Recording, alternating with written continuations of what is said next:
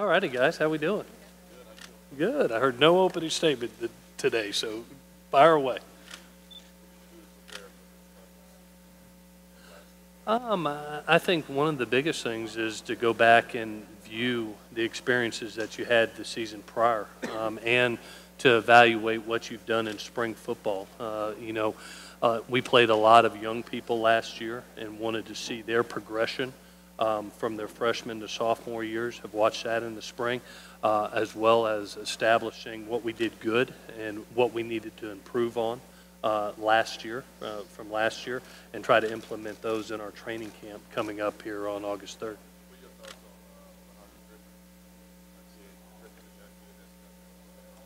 Yeah, Elijah is one of the premier corners that was coming out of high school. A great two-way player, too, and has shown great signs of the man and player he's going to be for USC in these summer workouts. I know he's earned a lot of respect among his teammates with his work ethic. Just a kind of shut up and work mentality, to be honest, a blue collar mentality. And we had seen that in his time in high school, and glad it's carrying over to USC. I'll say right off the bat, Kyle Whittingham. I think he is not only one of the better coaches in our league, but in the country.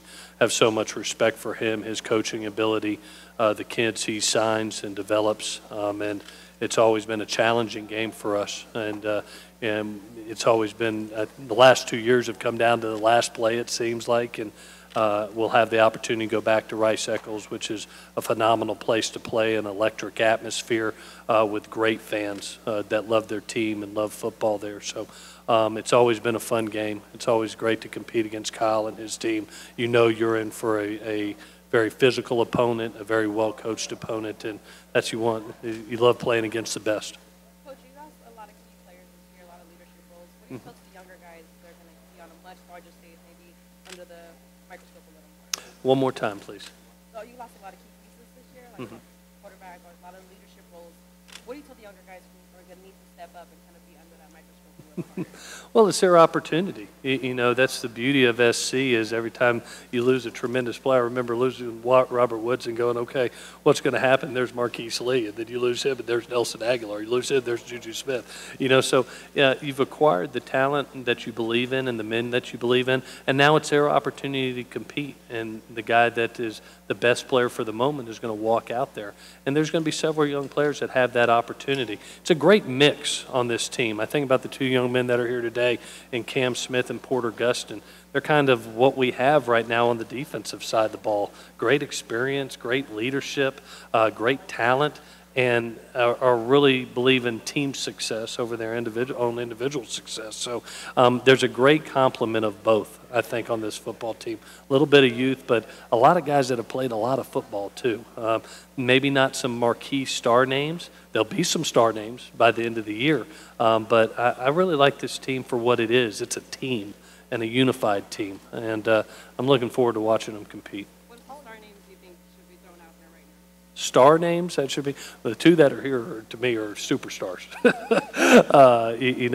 I've watched them play as freshmen. I think about the young men. It's a special group for me, as well as our coaching staff, because we kind of all got in this together. It was 3 years ago. I'm sitting there as an interim head coach, and here these guys are as freshmen, and us saying, man, let's go do something special. Let's have fun together. Let's be a family. Let's go win. Let's go compete for a Pac-12 title. And we win the Pac-12 South. This group has won a Rose Bowl, a Pac-12 title now, and now wants to compete for a national title. And they're a special group and have done some special things, and it's been a joy to coach them. What did you learn 2 years ago? You had a quarterback battle and a freshman. How does that help you going into this year with three guys? Yeah. It's a different situation. I think with Max and Sam, you had a redshirt junior that had played a lot of ball, so you knew there. This situation, you have some guys that have not a lot of experience. Matt has the only experience in games, and it's really extremely limited. So it's going to be about who the best player is in the moment. It doesn't matter his age to me, because not any of them have great experience. So it's about who's going to be able to productively move our football team, move our offense, and put the ball in the end zone in training camp. Because of the reps, we will do some things that provide more reps for us at that position. We'll two-spot a lot of our drills, maybe two-spot a 7-on-7, some team situations, so to be able to view all positions. We're a deep football team this year at a lot of positions, and want to be able to look at everybody so we get the best player out there.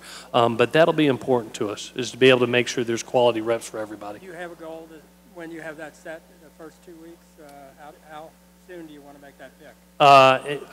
We've got 25 practices. I will name somebody before the opening game.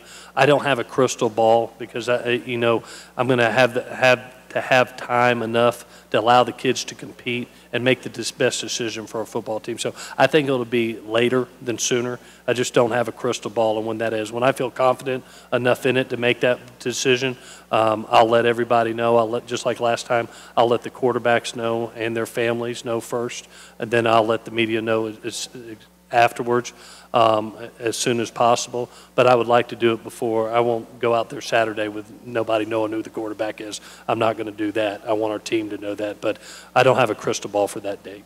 And seeing your guys during the offseason, it looks like the strength and conditioning program is paying off as much as it has since I've seen in the last few years. And the guys have talked about how you've given them everything that they need, nutrition-wise.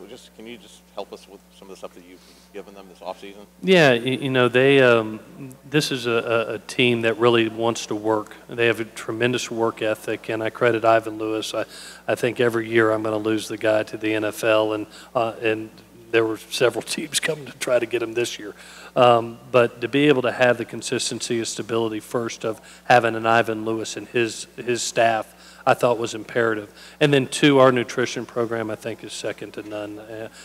Miss Andrea, who does a tremendous job for us on a daily basis, is allowing these kids to provide the calories that they need to be able to hold their weight on a daily basis. These guys work extremely hard during the summer to prepare, and you have to be able to put that nutrition in there for them.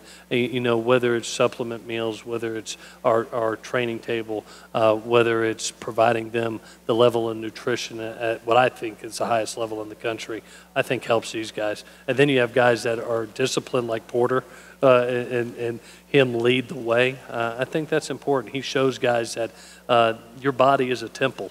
It's a Ferrari, and you have to take care of it. And I think he's the best example of what we want. Have you seen the results like us that go out and see the guys in summer workouts? Yeah, definitely. I think it's been a great summer. But I think one, because of the level of competition that's around, the depth. There's guys pushing each other. They've got a little bit of a chip on their shoulder that they want to be the best in the country. I think that's helped. The level of competition has helped, and them just knowing what they want to do and the goals that they have out there. Clay, you're in such a pressured job. Does the contract extension at all make you feel any more comfortable at all, or does it change anything about the tightrope you're always seeing to be walking? One of the great things, Bill, that I love about the job is the expectations. I mean, I love it. It's the reason that I came to SC. I think that we all came to SC because I've never seen it as an obligation. I've always just seen it as an opportunity. I've always wanted to compete at the highest level, and so do our players. And, with that comes expectations. I mean, we're at a place that's got 11 national championships and, 125 years of tradition of excellence, and we represent something that's bigger than ourselves. And, as nice as winning a Rose Bowl was and a Pac-12 title was, like I told our guys, let's don't pat ourselves on the butt until we win a national championship and where we belong. Then we'll pat ourselves on the butt, and then let's go try to get another one. But I love the expectations as part of it, and I probably put more pressure on myself. Contracts don't mean anything to me. Team success means a lot more. Clay, year 3, is this program on schedule, what you envisioned? What I wanted was the opportunity to provide consistency and stability and a standard of play that was constant, that had the opportunity to compete not only for Pac-12 titles but national titles regularly. I still wake up at 3 a.m. in the morning and there's a minute 49 on the clock in Pullman, Washington, and we're down 3. That haunts me because I know that game probably held us out of contention for having a chance at a playoff run. And that's the next step for us, is leaving no doubt. And that's kind of the phrase that we're saying with our team, is to try to leave no doubt in each and every game. Do not take any game for granted, and bring our best effort to the park each and every time to eliminate the mistakes that can cripple you in a game and cause you to do some really exceptional things down the stretch. So are we on pace? Yes. I think of the last 2 years to have the chance to win a Rose Bowl and Pac-12 title, yes. Are we where we want to be? No. When we win a national title, that's where we'll want to be. Coach, what are your expectations on Extremely high. I was very proud of Michael, especially him and Tyler, how they finished down the stretch. Really led our football team. I think you go back to that Pac-12 title game and him catching 170 yards worth of balls, and then what he did in the bowl game. You go back and watch, the guy had a broke thumb, and he's out there competing and playing and making plays. Just a really special talent that had a great offseason, a great spring, a 6'4.5", 270-pound physical receiver that has little man skills. I expect huge things from him this year. No question. He already has. He's done it in workouts, and he did it when he was a freshman. If you remember, on special teams, I mean, he's been a big-time player ever since he's gotten here, and has welcomed the bright lights. Wants them. And between him and Tyler Vaughns, I think you're going to see some exceptional things from those two kids that really grew up for us last year. Joe. Say it one more time. I'm sorry. Mm-hmm. Defensive guys, no offensive guys. I'm wondering, is that a subliminal message to the rest of the league? And as a follow-up, what do you specifically told Daniels as to what he needs to nail down? Well, I'll go with the quarterback question first. I've told all the quarterbacks, what it takes to be, each and every one of them, what it takes to be the quarterback here, and we'll review that as we get into camp. But, one, I've always said, is the intangibles. You represent USC. And you're in the second largest media market in the country. So how you represent yourself on and off the field is imperative, how you are the example of what a Trojan is. The next is your decision-making, timing, and accuracy. That's part of being a quarterback. But the last one's the most important to me, is how productive you are, moving the ball, how you put it in the end zone, and how you win football games. And, for us, we're going to put those kids in some tough situations in training camp, more live situations than just throwing the ball on air and 7-on-7s. They're going to see bullets fly, and they're going to have Porter Gustin breathing down their neck and Cam Smith breathing down their neck, and see how they function and how they operate and how the ball moves. And the guy that's playing the best is going to go out there. In this situation, it does not matter your age. It's the guy that's going to actually compete and play the best and can move our football team. The linebackers, I brought two linebackers today because they represent what Trojans are. They're great players, they're great men, and they're great students. Both of them graduate this semester. Both of them are going to play on Sundays, and both of them are define what Trojans are. And if I bring both of them, I want everybody else to know that's what the example of a Trojan is. I could have brought a lot of guys. There's a lot of guys like him. I think of Marvell Tell and Biggie Marshall. I think of Toa Loeb and Don, Chris Brown. There's a lot of guys on this team that are just like him. I just think that those two guys are tremendous examples of what we want Trojans to be. As a follow-up to the quarterback question, I've noticed a lot of inexperienced quarterbacks, the game comes really fast to them. It's like they can't catch up. They want the game to slow down. Have you noticed the quarterbacks? Is the game slowing down for them, or are they still in that fast? No, I thought that the three quarterbacks that were on campus in the spring progressed a lot from practice 1 to practice 15. At practice 1, I was like, oh gosh, and then by practice 15, I was like, we got something here. These kids are progressing. I think that anytime that you put the live bullets out there in those live situations, that's when you really find out. And that's what our challenge is as coaches, is to provide as many real live situations as we can in camp. Is Stephen Carr? He's good right now. He's just been cleared to practice. Obviously coming off of back surgery, we'll be smart. We won't throw him out there for the whole practice, but we'll bring him along just like a guy that's been off. It reminds me a little bit of like if you remember Dory Jackson, who had a great track campaign in his senior year, but hadn't had a lot of functional football movement. He was cleared to practice, but we eased him into it. And we'll do the same thing with Steven. I've had the chance to watch him run, have the chance to watch him change direction, have asked, do you feel any pain? And he feels great right now. But obviously he has not been hit yet. We'll slow pace that, see where he's at, and hopefully by game one he's ready to go. Like what sort of earlier with the recent wide receiver lineage, and I think the same can be said about several other positions, linebackers, Von Kennard, and then Hayes Clark, and then Uchenna, and now Cam and Porter. So what is it about USC that enables and kind of facilitates players to have that next man up mentality, not only on the field, but off the field, with the way they conduct themselves in their leadership?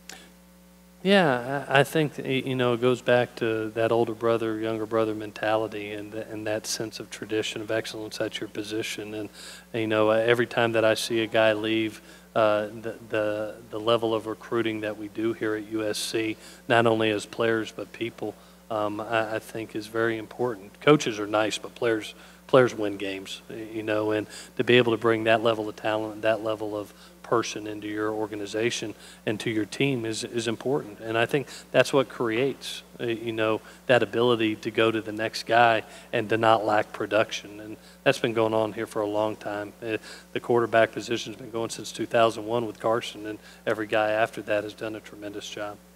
what sort of feedback are you getting on freshmen like Amon-Ra and JT? I mean, you don't get to watch them, but I'm sure you're hearing things. Well, we actually do now. If you get to watch summer workouts and summer conditioning, it is open to coaches. You can't be out there for the player-run practices, but you do get to see them move around. You do get to see their work ethic, and they are.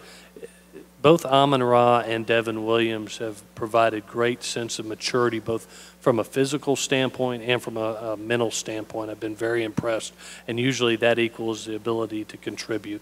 I know a lot of the kids have been bragging on Amon-Ra and what he's doing, and he's kind of had that shut up and work mentality in this summer, and is earning a lot of respect with our older guys. When you hear somebody like Jordan Palmer say there are things JT does now better than Sam, when you hear stuff like that? It makes me smile. I look forward to seeing it at this level. I'm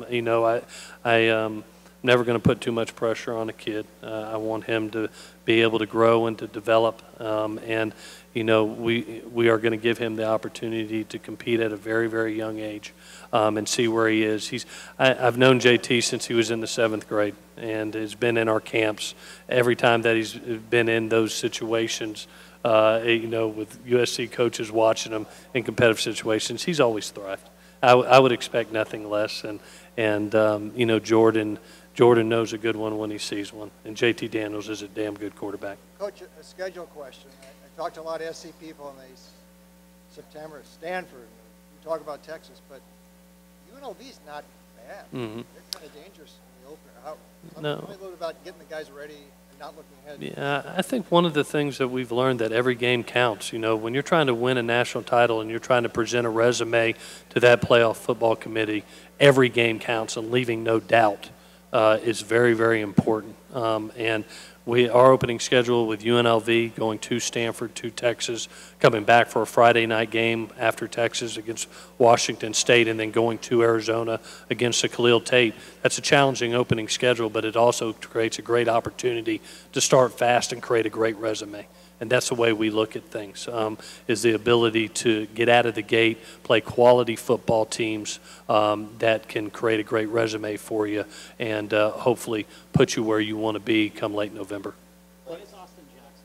What does Austin Jackson have to do to have a successful sophomore? I think he's doing it right now. I thought he did it as a freshman. He contributed very well. It's so hard as an offensive lineman to contribute as a true freshman, and for him to be able to do what he did is remarkable. I think about a young man that's on our football team right now, Toa Lomadan, and you think about him going out there as a true freshman and the consistency and the stability that he has provided for us for a number of years. I see that same thing in Austin. I really see a guy that's going to be a constant force on that offensive line. Physical, tough, smart kid that is a tremendous teammate and wants to be great. He's put a lot of work in this summer and is going to be a guy that's going to be competing with Clayton Johnston to be able to see who that left tackle is. What was your reaction when UCLA hired Chip Kelly? I thought it was going to be great for our league, Bill. I thought when you bring Kevin Sumlin in and Coach Kelly and Herm Edwards, and then even my heart was full as a 20-year assistant to see Coach Cristobal and Coach Smith get their opportunities. It makes your league better, and that's what you want, especially when not only are you trying to accomplish things in your league, but you're trying to accomplish things on a national scope. You want to be able to play against the best, and obviously being an offensive coach, having competed against Coach Kelly, unbelievable, brilliant offensive mind that's accomplished so much. So he just provides even more of a great reputation to our league, having that quality of coach. Well, it seems like at some point in the near future, sports betting is going to be something that college programs have to do with. For you, is that something that concerns you going forward, or is that something that is let roll off your shoulder, or how do you approach that? No, it's something that's, for us, has been an educational piece for a number of years. I mean, that's part of a compliance department and a coaching staff responsibility is to always educate your players on sports betting. And that's been going on. This is my 24th year of college football coaching, and that's been every year. It has been that education of understanding college wagering. You know, college betting has become a part of our society and is allowed. But the educational piece for our players has been something that's been going on for a long time and will continue to. And then from a coaching standpoint, you know, I've always tried to be extremely honest with the media as far as injuries and things like that and giving that information out so our players aren't hounded by that, and that pressure's taken off of them, you know, for that information to be out there. So I think with coaches being extremely honest of what's going on with their football team, as well as the educational piece, it's something that we've dealt with for a number of years. And now it's just being allowed in our society. Play with this new redshirt rule. We've got 2 minutes trying with to redshirt USC, so quarterback we start wrapping it up with USC. Would it make you more open to maybe playing them late in the game when the game might be out of hand? Say it one more time. I said, with this new quarterback, you know, the new redshirt rule in the future, say you're trying to, you know, redshirt a quarterback, would it make you more open to, you know, playing a QB, you're trying to redshirt like late in the game if it's out of hand? Either way. I think it's going to help all positions. I love the new rule, first of all. I absolutely love it. I think it's great for our game. One, because it's going to help the development of young players at all positions. But two, it's going to help the health of players, especially like when you get to November and maybe you have some dings and you have some injuries. Our game is an 80-play game, and that's usually the minimum. The NFL, it's 53 plays. And to be able to have maybe a Cam Smith or a Porter Gustin be able to be spelled rather than having to play 80 plays and be able to play a young player if you have injuries, man, that creates more safety in our game. Plus, it helps the development of our game. So I think it's a tremendous rule. I know a lot of coaches that I've talked to are really excited about it, to have the ability to have that luxury, not only from a safety standpoint, but from a development standpoint. So is there anything you can say or do to avoid the distraction of a quarterback controversy? I know Nick Saban was just talking about how he does not want that. How do you get away from that? It's hard because that's, you know, everybody wants to know who the quarterback is. And, you know, for us, all I can do is provide the stability of knowing that whoever the guy that is the most productive going into that first week is going out there, and that's my promise to our team. I'm going to let them know. I'm not going to hide it until game day and say, okay, on the morning of game day, this is your quarterback. That's not fair to them. But it does take time. It does take time to see where they are, how much of the playbook they can handle. So you're saying that the starter for opening day may not be the starter a month or two from now. I mean, you just don't know. Well, you always know in the moment. I think that's with every team. Yeah. You know, who's going to be who's the best in the moment for that game, whether it's by injury or whether a guy's just not producing. But you know, I've played the position, I've coached the position. I never want a guy looking over his shoulder about, oh gosh, I didn't make that throw in a game. You know, we'll name a quarterback, and we're going to give him ample opportunity to grow and to be able to see what he can do. And hopefully he stays healthy and he produces. And if he doesn't, and there's another guy that can, then we'll go that direction. If JT were to, Okay, that'll wrap it up for USC. JT were to be named And the starter, student athletes and the coach will be available what are some at reasons 5 you o'clock envision for additional one-on-one telling opportunities. us why he won the job? It's just like I said before, and like I've said, you know, being here 9 years and always have coached quarterbacks, it's one, you know, the guy that makes the correct decisions, the guy that gets the ball accurately there on time, and the guy that moves the team and puts the ball in the end zone. You have to be productive at the position, and the guy that's the most productive going into that first game will go out there. All righty. Thanks, guys. Appreciate it. I'll see you outside. Yes, sir.